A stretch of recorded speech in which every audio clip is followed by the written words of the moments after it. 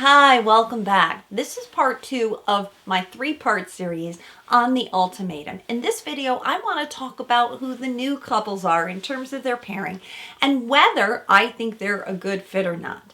In my next video, I'll make predictions before the finale.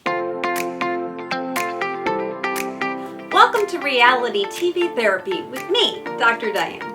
Before we get into it, I want to recognize a pattern that I'm seeing. Again, remember, this is reality TV dating. But something that just doesn't smell right to me is that all of the couples say, I could see myself with you. This is strange. It's kind of like on The Bachelor or even Love is Blind, where you get the sense that someone, a producer, is behind the scenes saying, talk about how you could see yourself with this new person. But how realistic is this, right? How realistic is it that you go from this intense situation with your primary partner where you're talking about possibly getting married to then being able to just duplicate someone, plop another person in, and have feelings and see a future with them? So I just want to put that caveat out there because for me, this is the part about this reality dating that feels the most unreal. But it's more, to me, not like a new relationship, but in some ways like an affair. Because oftentimes people come together around one thing that's missing in their relationship, and they couple with someone else who feels like they could meet that need. So pay attention to that. Okay, let's get right into it. I want to go over who the new couples are and how their pairings are a good fit or not. First, I want to start with Madeline and Randall. Because Madeline was very certain right from the beginning that Randall was her guy. And she says, and so does he, that they can see themselves with the other person. But I think Randall and Shanique probably, just like all the other couples, have a rule. While I want you to immerse yourself in this experience, I don't want you to fall in love with this other person because how complicated would that be?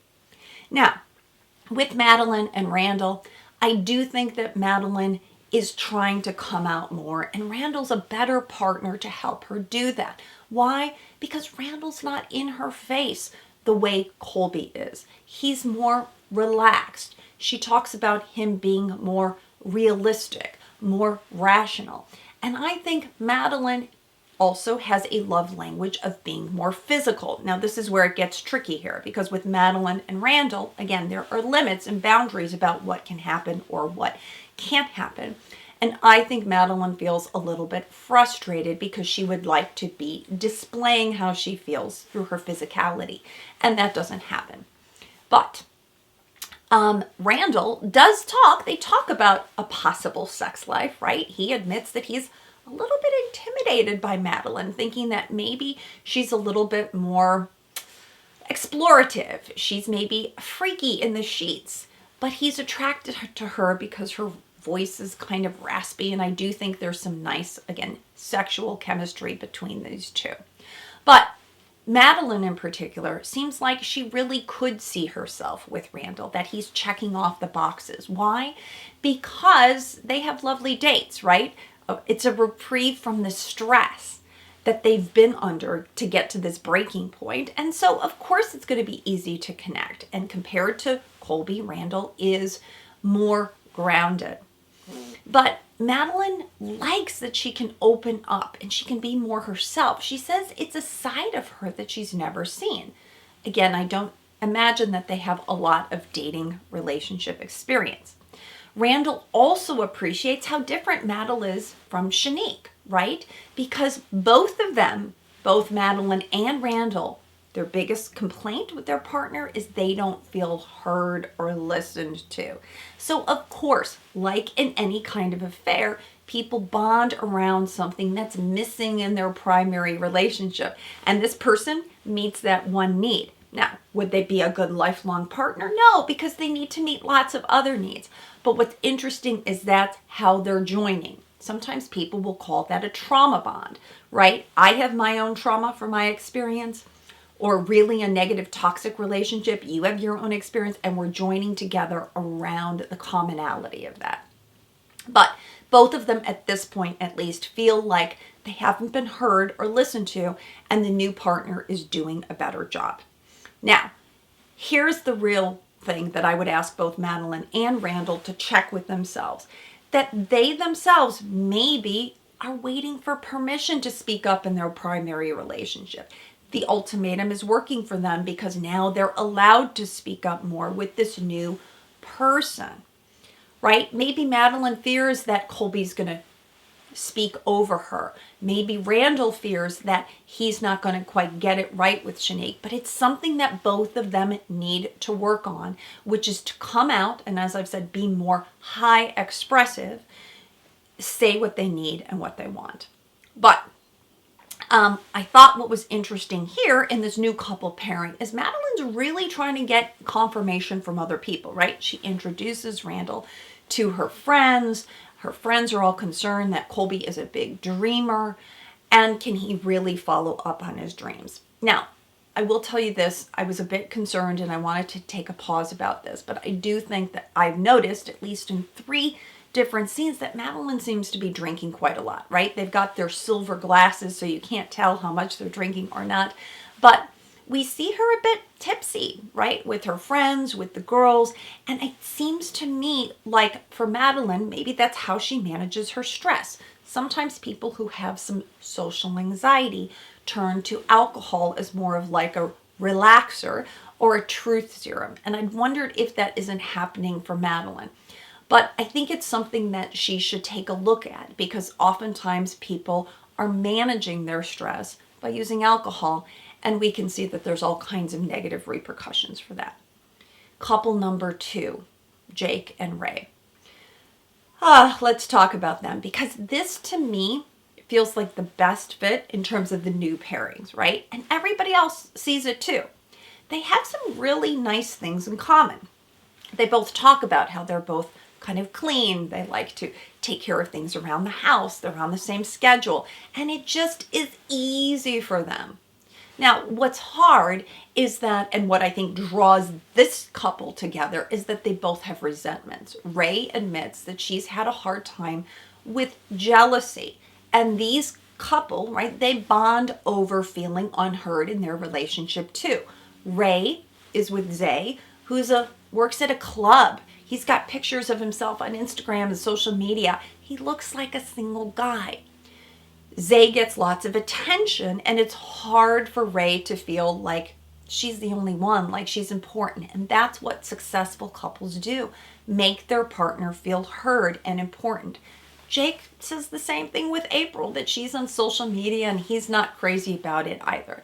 So you can see this couple bonding around this bond, which is both of them don't feel like they're the most important thing in their partner's life.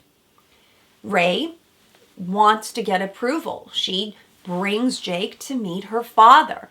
And as long as Jake doesn't shit in his pants while driving the race car, he's going to be okay. But you get the sense that the dad's pretty quiet. He likes Jake. Jake's doing a nice job. It is interesting to me to sort of like bring in this new partner to see how the family likes them. But what I'm noticing here is something I mentioned in my last video, that I think Jake has an anxious attachment style. And I think there's something here that I call anxious angry. What does that mean? Jake is now tapping into the sense that he has suppressed his own anger. And now, because Ray is listening to him and allowing him to process his feelings, we see that this is coming out. Now, does that mean Ray and Jake should be together? I don't know. But it does look interesting to me that both of them are comparing their primary relationship to this one, and it's making them feel bad, right? It's making them wonder what is missing in my primary relationship. Now, Ray and Jake, they go and they meet Jake's mother. This is a little bit weird to me. The mother's torn because she feels loyal to April, right? Who is this new person? They're paddleboarding. That looks like friendships. The mother says that Ray's like a dime a dozen. But then Jake comes to Ray and says, "My mother loves you." And she says, "Mothers always know best." And I don't know what's really going on here, but again, it's really complicated because the parents, it sounds like Jake's mother has a relationship with April, And of course, we're going to go back to who we know the best. But he's torn, and you could see how confused he is. And Ray is coming to her own conclusions. Am I with the right person? Do I deserve more? Have I given up too much? So this couple, I really do think, is getting to help the other person get more clarity.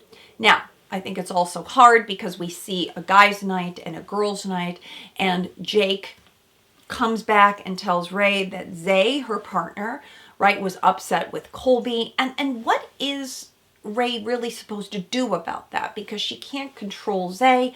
I think she feels a little bit embarrassed that sometimes her guy gets so easily upset. And I think this is just hard for Ray. One more thing that's hard for her to manage. Let's talk about couple number 3, Shanique and Zay. Shanique is hesitant about Zay, right? Because while there's some sexual chemistry, I'm sure that her and Randall have the same pact. Don't sleep with a new partner. And Shanique reports that she's never lived with a man. She likes to sleep naked. She's a little bit provocative. Zay doesn't know what to do with that. He takes himself to the sofa because, of course, he's attracted to her. And I think we have to normalize this instead of the women reporting back about who's getting excited, who's getting aroused or not.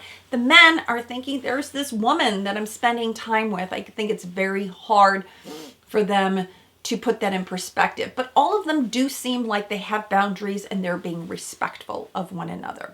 But I think Zay and Shanique are an interesting pair because I do think, as I said in my last video, that they're both anxious type, but more the high expressive type. And I'm not sure exactly what scene it was, but we saw an altercation that they had, and things happened really quickly, right? That they both are high expressive and it feels like they're fighting for control. And who's going to be the listener here? Who's going to be the person? I don't see a strong emotional connection happening with these two because for me, it feels more like a power struggle. And yeah, sure, Shanique brings Zay to meet her family, but I think it's more because she's very close to her family. It looks like they do regular family dinners, and she's just bringing her man with her for the TV show.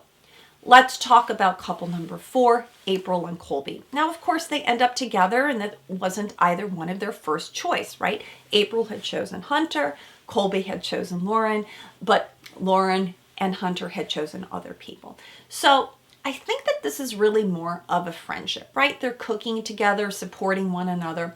But I think what's really interesting here is they too are bonding over the fact that both of them were the ones that initiated the ultimatum, that they were frustrated with a sense of certainty. I'm ready. I know I want to be married. My partner isn't. How frustrating is this? And I think both of them can also bound around the fact that they're worried that their partner, their primary partner, might be falling in love with another person. April's worried that Jake is falling for Ray. I think Colby is worried that Madeline is falling for Randall. Now, I mentioned that there was a guy's night and there's a girl's night. Here's where we start to see more things about Colby. And Zay gets very upset because Colby is not taking personal responsibility and accountability for his behavior. He doesn't fess up to his own actions. He almost like blames Zay for setting him up with this other woman. It's like, Colby, we need for you to just step up and be responsible for your own actions. But Zay gets very upset with Colby, right? He seems easily triggered. Back to my idea that there's some fearful, avoidant kind of tendencies, more the confused person that I mentioned. And so Zay says, move places with me. I don't even want to sit next to Colby. And that is concerning to me. On the girls' night out, the girls are trying to talk to each other, but obviously it's very weird. April is asking Ray, how's it been with Jake? April admits that she really screwed up with Jake and she's feeling bad. She appreciates Jake all the more. But no wonder that this is frustrating. And Madeline confronts April like, maybe you should try to filter some things with your partner. Shanique, of course, is getting upset with Madeline because Madeline's coming on too strong, talking about how attracted she is to Randall, and that's Shanique's man. To me, as I mentioned, this part of the experiment is the most unreal because oftentimes it's really more like thinking the grass is greener on the other side. But how does that translate into your real relationship? I think what they're trying to do, again, because this is a TV show, they're just trying to push you to get to clarity quicker. And sometimes absence makes the heart grow fonder, and sometimes absence is just absence. So stay tuned for my next video.